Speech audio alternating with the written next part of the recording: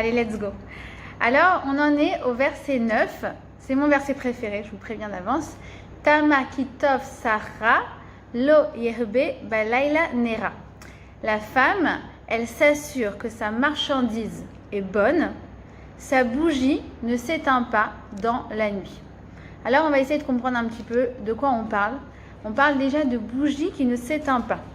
Et c'est propice à la journée d'aujourd'hui, de Lag BaOmer, où aujourd'hui les lumières, les feux ne s'éteignent pas. Parce que le jour de Lag BaOmer, on a comme tradition de faire des feux. Alors normalement c'est dans tout le pays, à chaque coin de rue, des feux partout. Cette année on est un petit peu plus calme avec la situation sanitaire, mais on parle également de feu qui ne s'éteint pas le jour de Lag BaOmer, et on en parle également pour la Eshet Chayil. On nous dit que la Eshet Chayil, elle goûte sa marchandise et qu'elle la trouve bonne. Qu'est-ce que veut nous dire le roi Salomon? J'ai plus besoin de vous présenter le Eshet Chayil, mais je vous ai déjà expliqué que derrière chaque verset, comme dans tout le Tanakh d'ailleurs, se cache une leçon universelle et éternelle. Donc de quelle marchandise on parle et quel est le rapport avec la bougie qui ne s'éteint pas dans la nuit? Alors écoutez bien, c'est magnifique. C'est quoi cette bougie?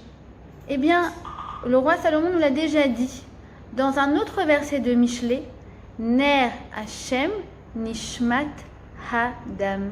La bougie, c'est en fait la Neshama. La femme juive, elle allume sa bougie. Ça veut dire qu'elle allume la Neshama de tous ceux qui sont autour d'elle. Elle allume la flamme de ses proches. Pourquoi? Parce que la Eshet Chayil, elle est capable d'ouvrir ses yeux pour voir le bien.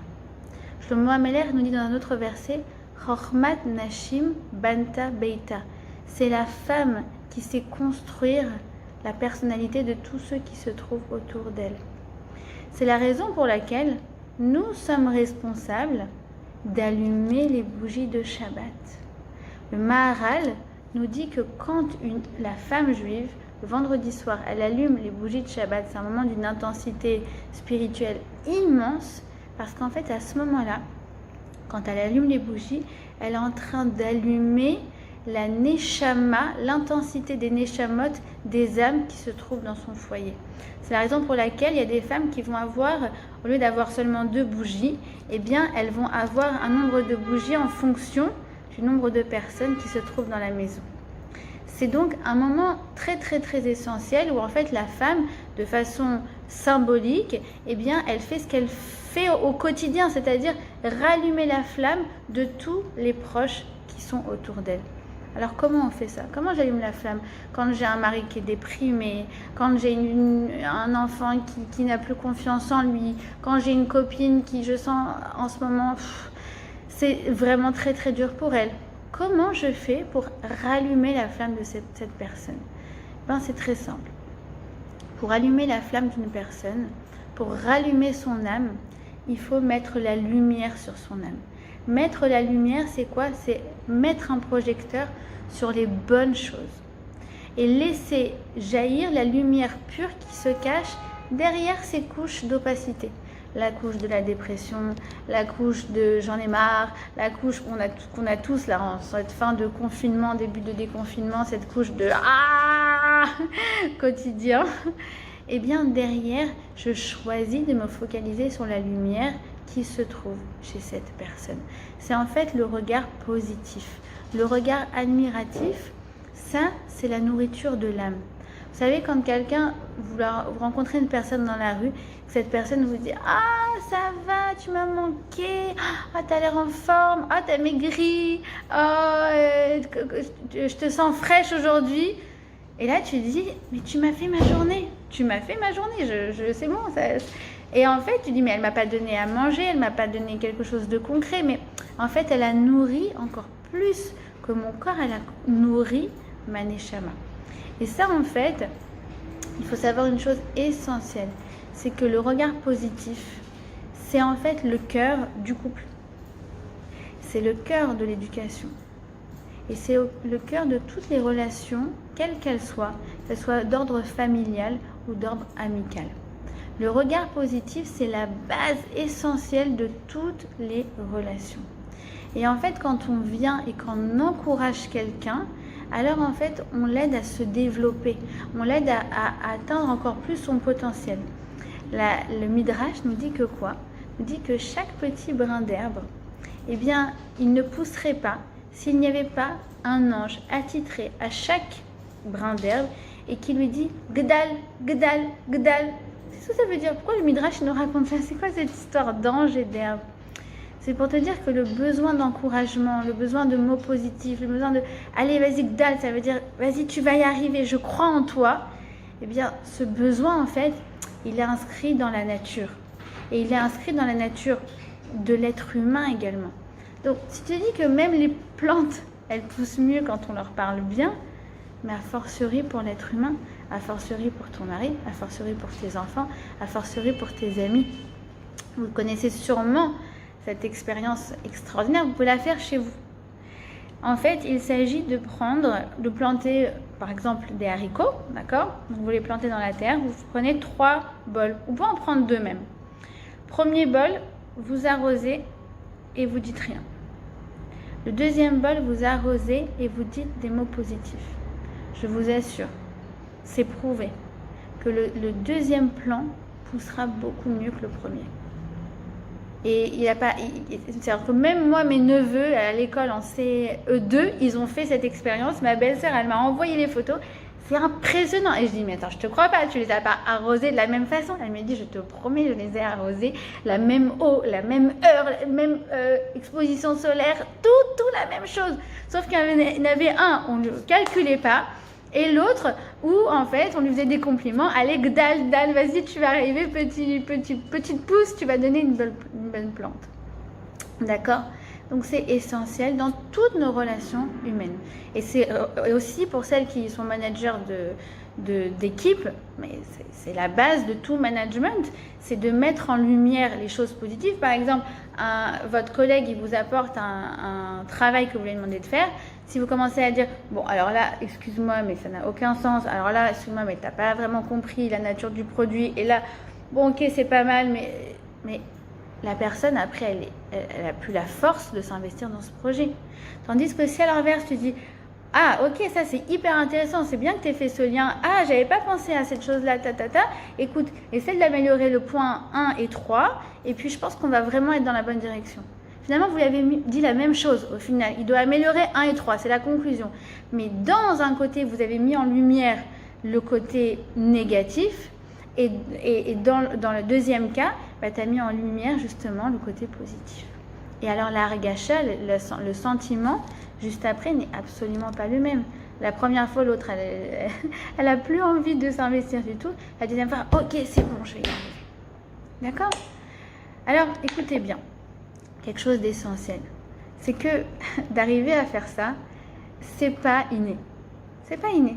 D'accord? Alors, il y a des filles qui, comme les tzadékettes, en l'occurrence celles que je vois là, hein, donc Mélanie, Jessica, Shirley, Jenna, je connais pas tout le monde, mais en tout cas les filles que je fréquente et j'ai la chance d'être amie, elles ont, Baruch Hashem, un regard Aïn Tova. Elles ont un regard positif, c'est extraordinaire.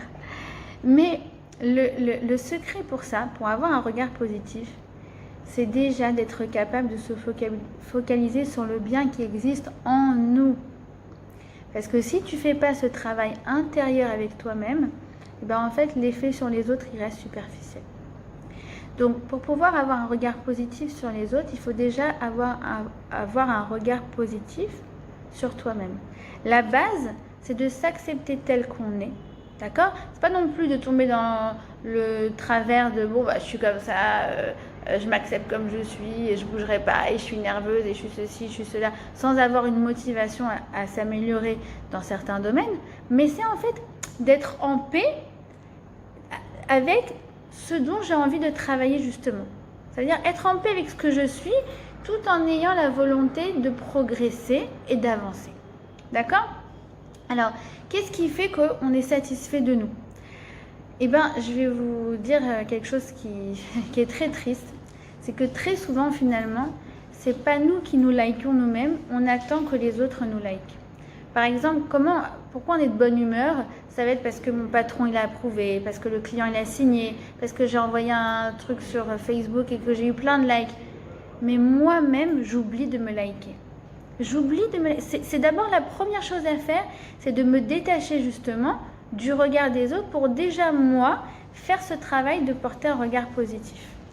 Par exemple, si tu as publié quelque chose et que ton patron il n'a pas aimé ou tu as eu une désapprobation quelconque, et ben qu'est-ce qui va se passer? C'est que toi-même, tout d'un coup, tu vas te renfermer, tu vas être exigeante avec toi-même. Non, lui il n'a pas aimé, mais moi j'ai pas besoin de lui, j'ai pas besoin de son approbation pour moi avoir une bonne estime de moi. D'accord?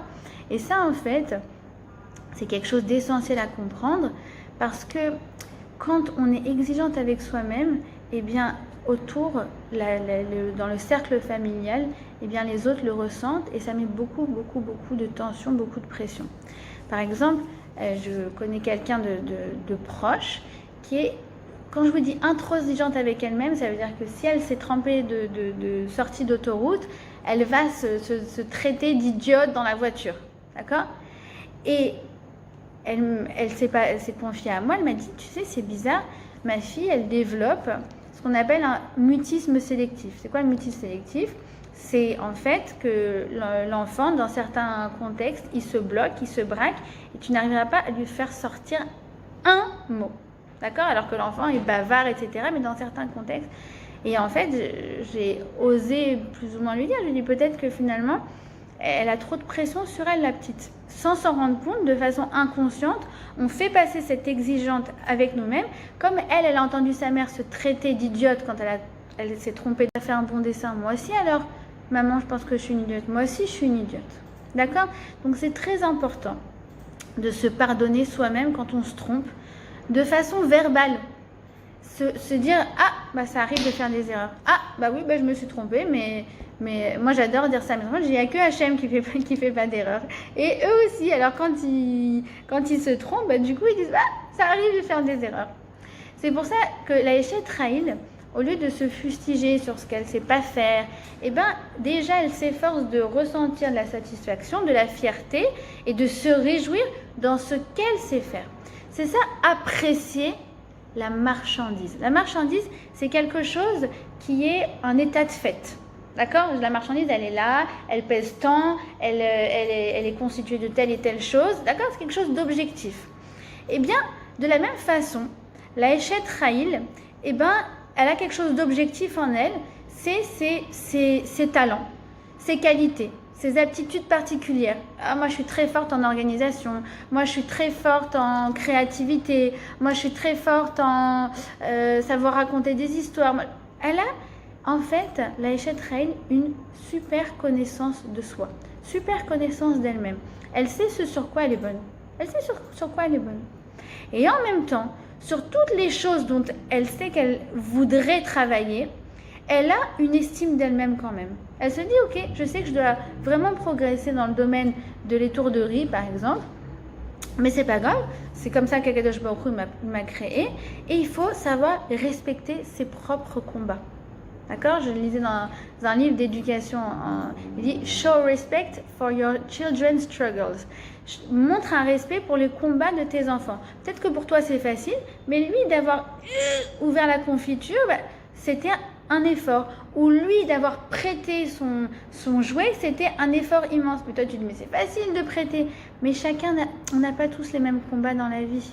Donc quand toi, tu as une bonne connaissance de toi, tu sais les domaines dans lesquels pour toi c'est difficile et tu arrives là, tu as réussi à te surpasser, eh bien chez le reste des personnes, eh bien tu vas faire la même chose.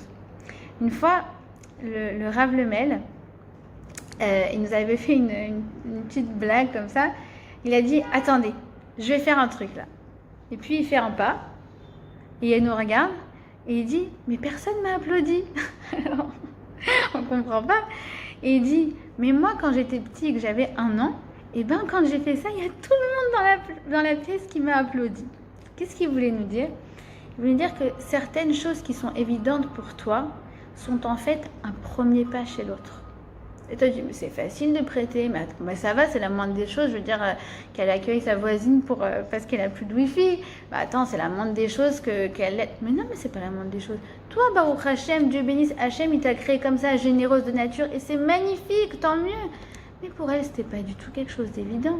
C'est ça l'art de l'encouragement. C'est ça l'art de mettre la lumière sur la personne. C'est pas seulement sur sa nature, mais c'est sur tous les combats que cette personne, elle vit au quotidien. Vous voyez ce que je veux dire? Oui. Oui. Oui, d'accord. Sympa de voir vos têtes.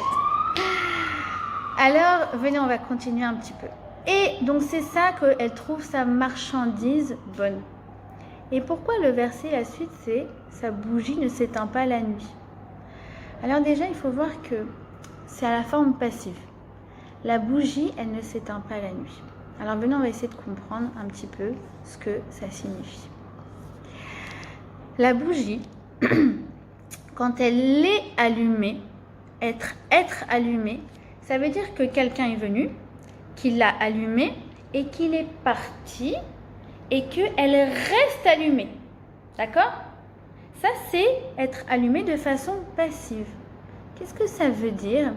Ça veut dire que quand moi, j'ai allumé la flamme de quelqu'un, je lui ai fait un compliment, je lui ai dit « bravo, je sais que c'était pas évident pour toi, mais vraiment, tu t'es surpassé ». Une fois que je m'éloigne, la flamme, elle continue de brûler en lui. Elle a encore cette lumière que moi, je lui ai instillée, que moi, je lui ai insufflée. Je lui dis « tiens, un like ». Et en fait, ça vient et ça le remplit de lumière en permanence. Ça veut dire que la Eshet Raïl, la femme juive, c'est celle qui est capable d'allumer la lumière chez ses proches de façon si intense que quand même elle n'est plus dans les parages, eh bien leur lumière intérieure, elle continue de briller intensément. C'est extraordinaire. C'est exactement comme quand par exemple une mère de famille, elle envoie son enfant chez un ami. La première fois, c'est un stress, mais énorme. Pas parce que tu as peur que les autres le traumatisent, mais tu as peur que lui, en fait, là-bas, sur place, il traumatise tout le monde. Et quand après la mère, elle te le rend, elle te dit « ah là là, Dieu bénisse ton fils, il a été très sage. » C'est bon, je l'ai allumé sa flamme. Ça veut dire, à la maison, finalement, il est sous mon contrôle, donc je peux lui dire non, ça c'était pas bien, fais attention. Il y a un échange, il y a une présence. J'allume la flamme, d'accord? Pas par la critique, bien sûr, comme on a expliqué, par tout ce qui est ce qu'on appelle discipline positive, encouragement, etc. Mais quand il s'en va, que tu n'es plus dans les parages, et qu'il a dit merci, il a dit s'il te plaît, il a dit c'était très bien, c'est vous, je me suis beaucoup amusée, alors que tu ne lui avais pas demandé de dire ça. Tu te dis c'est bon, yes, j'ai allumé la flamme de ce petit. D'accord? Et donc du coup, c'est exactement d'ailleurs ce que nous dit encore le roi Salomon dans Michelet. Vous voyez qu'en fait tout se recoupe, c'est extraordinaire dans le Tanakh. On étudie un verset, on étudie un autre, et puis on voit qu'en fait tout se regroupe. Il dit quoi? Il dit Chanor lanar alpi darko, éduque l'enfant selon son chemin. Ça veut dire que chaque enfant a une éducation individuelle, d'accord, customisée. Si vous allez un jour à un cours d'éducation et que la personne vous donne des réponses toutes faites, alors s'il dit ça, il faut répondre ça, et s'il dit ça, il faut faire comme ça, c'est pas bon, c'est pas un bon cours. Parce que chaque enfant, en fait, il a son éducation personnalisée, c'est ça le sens. Pour que quand qui yaskin, l'eau il sort mimeno. Comme ça, quand il va grandir, eh bien, ça ne veut pas s'éloigner de lui. Donc tout ce qu'on a donné entre 0 et je sais pas jusqu'à quand on éduque, jusqu'à peut-être 14, 15 ans, après ça y est. Tout ce qu'on a donné à ce moment-là, en fait, finalement, quand on le donne bien, qu'on le donne avec de la lumière, qu'on le donne avec la positivité, et bien finalement, quand lui, il va prendre son envol, il va prendre son autonomie, toute cette lumière qu'on a allumée en lui, eh bien, elle va perdurer. Et bien sûr, et donc en fait, c'est grâce à quoi? C'est grâce à tous les encouragements qu'il a reçus dans l'enfance. Et la nuit, pourquoi on dit la bougie ne s'éteint pas la nuit? Parce que la nuit, comme on l'a vu plusieurs fois, ça fait référence aux moments difficiles de la vie. Ça veut dire que même quand j'ai perdu mon boulot, même quand avec ce garçon ça s'est pas bien passé, et ben j'ai encore cette lumière en moi, j'ai encore cette self-esteem, j'ai encore cette estime de moi que ma mère, que mon père, que mes proches ont instillé en moi. Et même éloignée, eh bien je vais continuer, perdurer dans toutes les valeurs qu'ils m'ont données et dans mon estime de moi. D'accord? Vous connaissez peut-être cette histoire très très émouvante après la Seconde Guerre mondiale, donc ça devait être en 1946-47, il y avait donc le Rav Silber. Le Rav Silber était, si vous voulez, l'aumônier de l'armée américaine. Et donc, il était là d'ailleurs à la libération d'Auschwitz. Et puis finalement, il est resté en Europe et il a beaucoup œuvré pour essayer d'aider le judaïsme européen à renaître de ses cendres. Et une des choses qui était son combat, c'est qu'il a su qu'il y a beaucoup d'enfants juifs qui ont été cachés dans des monastères. Et donc, en fait, il a essayé d'aller récupérer ces âmes juives. Et un jour, il arrive donc dans un monastère et il se présente au moine et il lui dit, voilà, je suis un rav, je sais que vous avez des enfants juifs chez vous, je voudrais venir les chercher. Et le moine lui dit, enfants juifs, je sais pas. En plus, je me rappelle plus qui vient de où. Et de toute façon, si moi je sais pas les reconnaître, moi je sais pas comment toi tu sauras les reconnaître. Le Rav Silber lui dit, laisse-moi rentrer et laisse-moi 10 secondes. Il le regarde, en 10 secondes, tu veux identifier les enfants juifs? Non, on parle d'enfants de 5, 6, 7 ans qui n'ont pas vu leurs parents depuis, qui sont orphelins d'ailleurs, ils n'ont pas vu depuis 2, 3 ans. Comment il peut rester quoi que ce soit de l'âme juive? Alors, il lui dit, allez-y, en 10 secondes. Et là, le Rav Silber rentre dans le dortoir, là où tout le monde dort.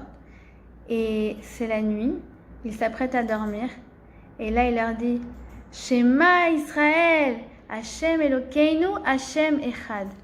Et là, il y a des dizaines d'enfants juifs qui viennent et qui lui disent, maman, tate. Et en fait, ça, c'est l'âme juive. Ça veut dire que tu te rends pas compte, mais l'enfant, il avait 1 an, 2 ans dans son berceau. Tu lui as fait Shema Israël. Et c'est ça qui lui a permis de retrouver son âme juive dans la nuit. La nuit, c'est donc les moments qui sont les moments difficiles. D'accord? Et la focalisation positive, le regard positif. Donc on a dit, c'est déjà de se concentrer sur la bonne nature. C'est également respecter les combats de l'autre, qui ne sont pas mes combats à moi. Et c'est vrai dans le couple, c'est vrai dans l'amitié, c'est vrai, on a dit, dans toute forme de relation. Et enfin, focalisation positive, c'est quoi? C'est donner des responsabilités. Par exemple, on raconte que donc, le Rav Jacobson avait monté c'était en fait comme une yeshiva, si vous voulez, un lycée, on va dire un lycée, mais en fait c'était un peu de la correctionnelle, d'accord? C'était pour des enfants qui étaient un petit peu délinquants, et donc en fait ils les prenaient sur place et ils étudiaient, ils étaient en internat, et il essayait un petit peu de les rebooster. Et en fait, il a fait des choses, quand je vous dis extraordinaires. Par exemple, il y avait un enfant qui était réputé pour être kleptomane. Il est arrivé, on recommande son livre, celle qui lise en hébreu, ça s'appelle Yefshar Acheret. C'est des histoires, franchement, j'ai jamais autant pleuré de ma vie qu'en lisant ce livre. Et il raconte que, par exemple, il y a un enfant qui était kleptomane. Il a dit, ok, alors maintenant, je vais te confier la caisse. C'est pas possible.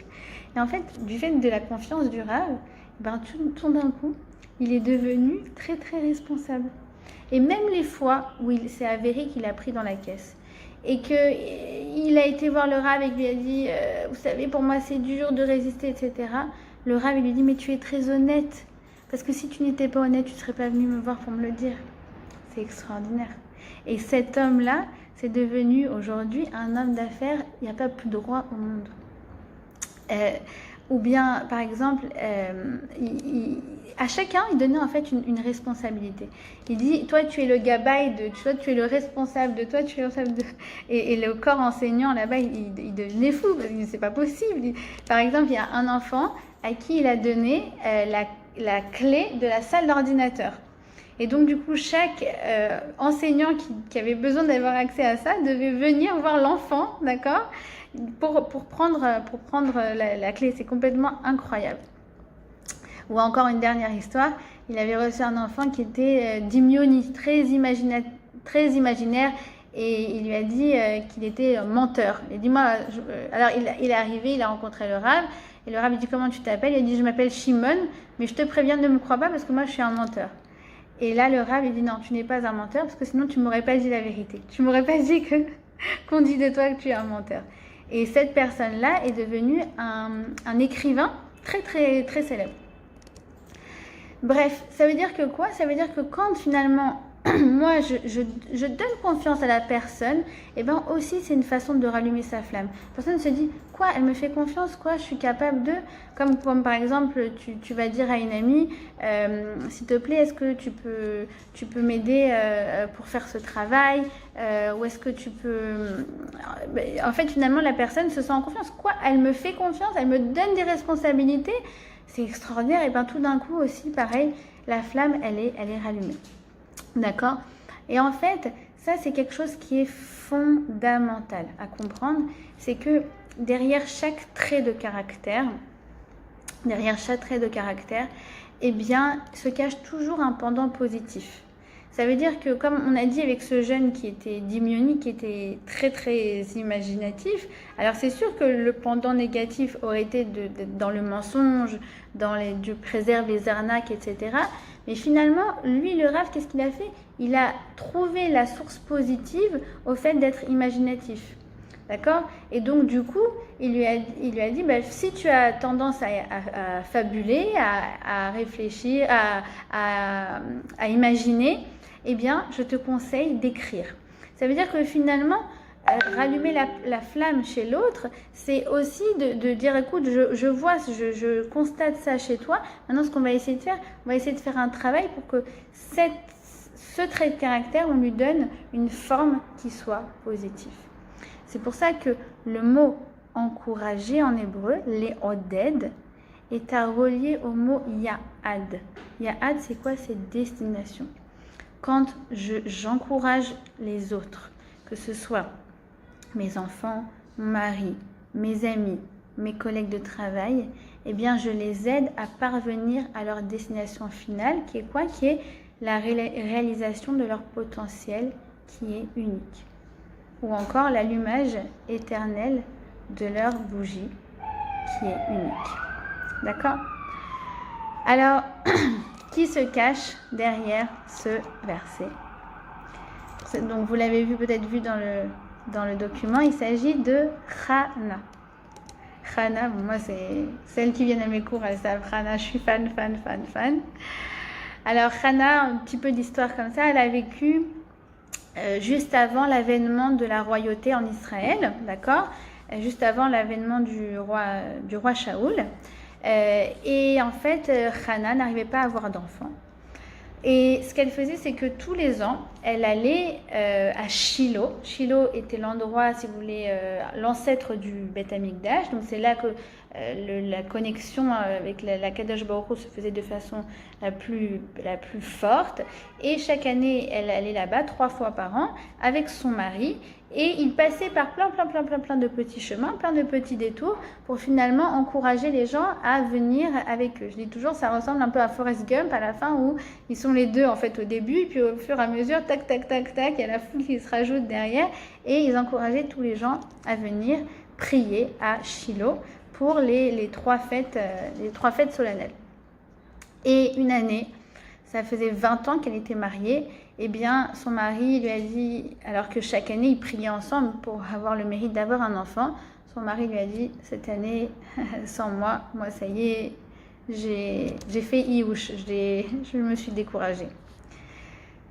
Et là, Chana a fait la plus belle prière au monde, on peut le dire. Pourquoi? Parce que après, tous les Chachamim ont décidé qu'on prierait comme Chana. Chaque fois qu'on fait l'Amida, on fait 3 pas en arrière, on se penche, on parle doucement. En fait, c'est tout sur le modèle de Chana. C'est aujourd'hui les plus grands rabbanim prient de cette façon, c'est parce que cette femme Chana, eh bien, elle nous a montré le modèle pour l'éternité. Et Baruch Hashem, eh bien, l'année d'après, elle a donné naissance à un fils qu'elle a appelé Shmuel. Et écoutez bien ce midrash qui est extraordinaire. Vous allez voir le lien avec tout ce qu'on a vu précédemment. Eh bien, il s'avère que 40 ans avant la naissance de Shmuel, on entendait une prophétie qui disait que quoi? Que un fils va naître et va s'appeler Shmuel et qu'il sera le plus grand, qu'il sera un très très grand prophète. Alors imaginez-vous, qu'est-ce qu'ont fait toutes les mères juives de cette époque? Elles ont toutes appelé leurs enfants Shmuel. C'est lui le prophète, c'est lui le tzaddik, c'est lui le mon petit tzaddik, mais oui regarde, c'est sûr, c'est mon Shmuel, c'est mon Shmuel, c'est mon Shmuel. Et qu'est-ce qui s'est passé? Au bout de 40 ans, lorsque Shmuel est né vraiment, cette bat-kol, cette prophétie a cessé. Écoutez bien ce que nous dit le Midrash, impressionnant. Il nous dit que quoi?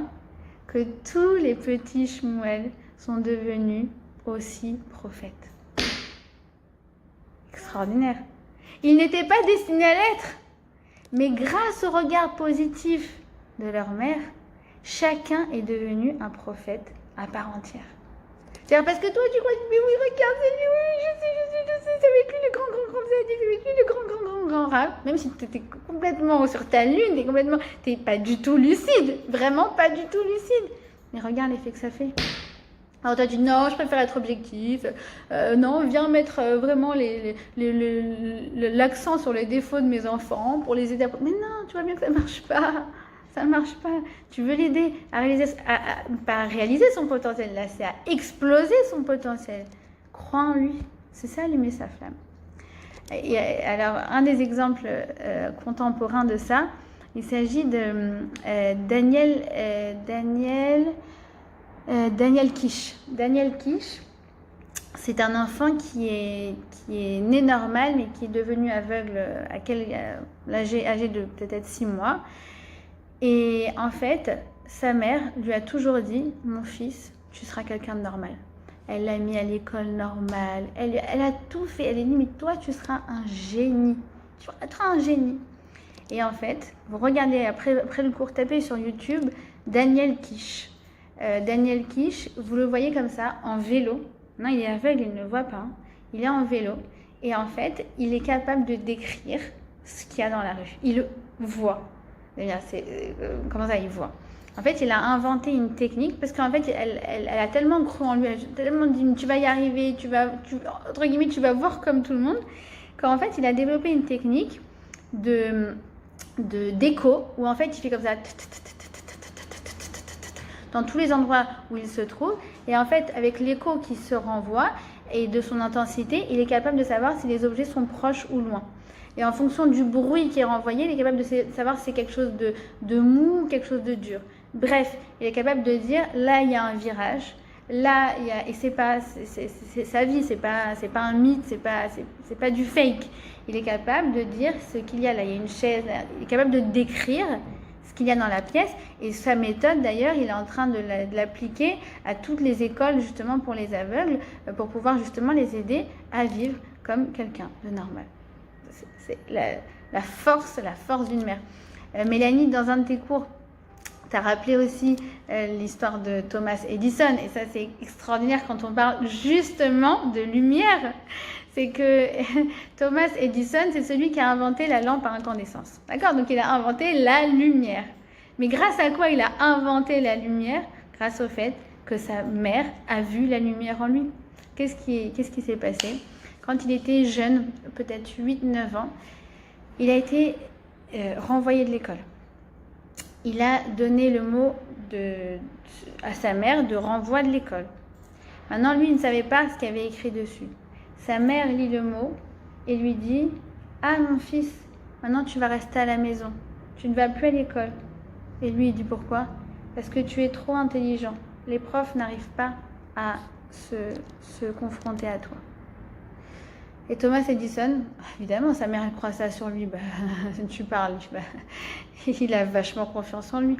Il a inventé, mais pas seulement la lumière électrique, il a inventé aussi le sonographe. Non, pas le sonographe, je sais plus ce qu'il a inventé, mais le nombre d'inventions qu'il a fait qui ont vraiment révolutionné le monde, c'est impressionnant. Il n'y a eu pas eu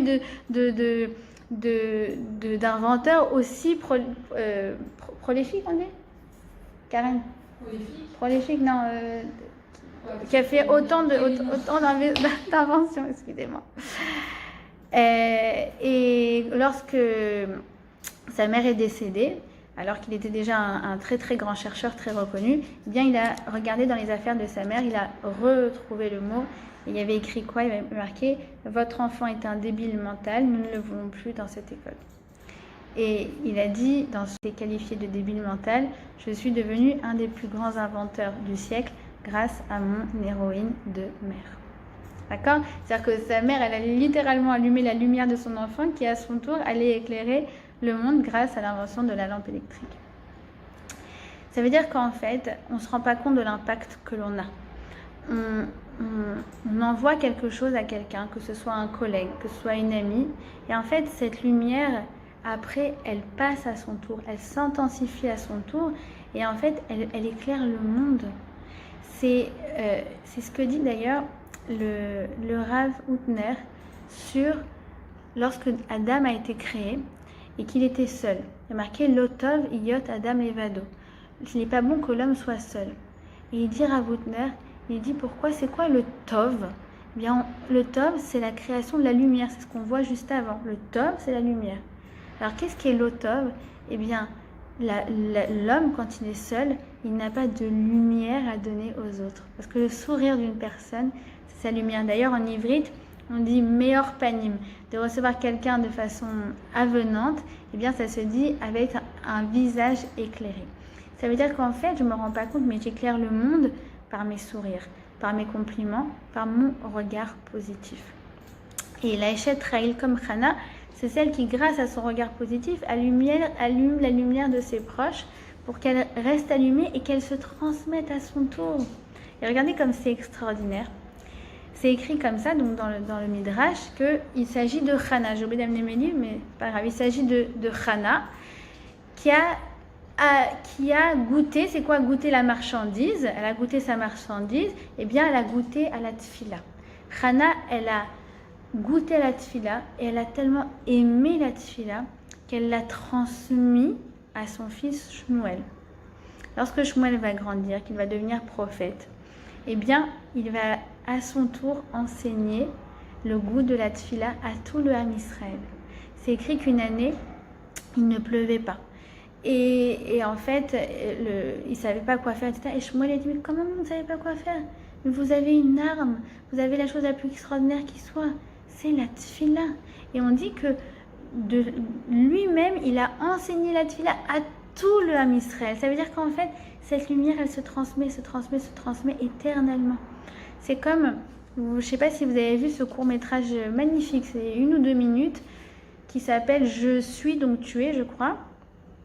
Et en fait, c'est quelqu'un qui commence sa journée, et puis elle rencontre quelqu'un comme ça, elle bouscule, et puis elle lui dit « Ah, mais vous ne pouvez pas regarder où vous allez ». Et en fait, donc dans le court-métrage, il reçoit comme ça une boule noire. Puis après, lui-même, il rencontre quelqu'un au supermarché, et puis il devient pareil, il se passe une altercation, il est agressif, puis l'autre a une boule noire. Et en fait, la boule noire fait le tour, jusqu'à arriver chez la première personne. Et après, finalement, elle se remet en question, et puis ils font la même chose, mais avec une boule smiley, parce que du coup, elle est beaucoup plus sympa, ils se font passer ainsi la lumière. Ça veut dire qu'en fait, on se fait passer une atmosphère, on se fait passer en permanence la lumière. C'est comme par exemple dans une coloc. Imaginez qu'une coloc, elle est un peu de mauvaise humeur et elle va voir les deux autres, d'accord? Et puis après, elle s'en va, elle sort de chez elle.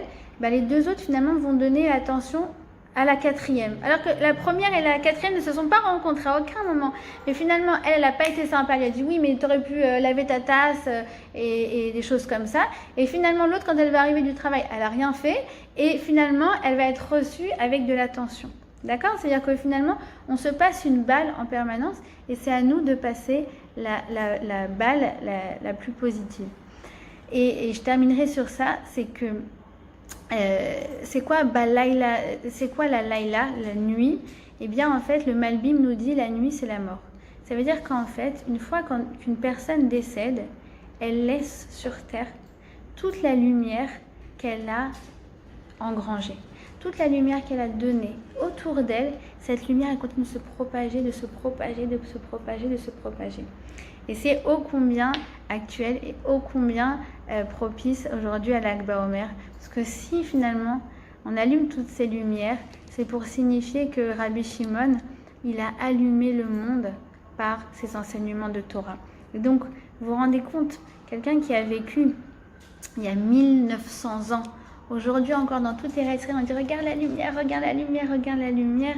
Et bien nous, de la même façon, sans qu'on s'en rende compte, eh bien on envoie de la lumière, on envoie de la lumière, on envoie de la lumière. Et même après 120 ans, cette lumière, elle reste, elle s'intensifie et elle fait beaucoup, beaucoup, beaucoup de bien au monde. Donc on apprend de là que donc un regard positif d'une femme qui commence, on a dit d'abord sur un regard positif sur elle-même. Et le regard positif, on a dit, c'est mettre en valeur les bonnes aptitudes de l'autre, mettre en valeur ses combats et mettre en valeur et lui donner de la confiance. Et bien en fait, ça a un ricochet sur tout le clan Israël et sur en fait le monde entier. Alors que nous ayons le mérite, par ce jour de l'Ag BaOmer, de faire jaillir la lumière dans le monde en allumant celle de ceux qui nous sont proches.